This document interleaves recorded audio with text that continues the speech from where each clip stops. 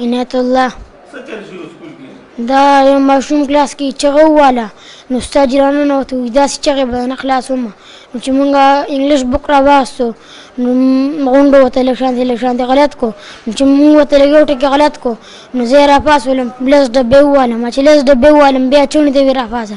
چوڼې راپاڅېده چوڼې نه سمې چغې خلاص کړې پرې ګوتې وو او یو ګوتې کار نه کو بس بریښ پکې راغلې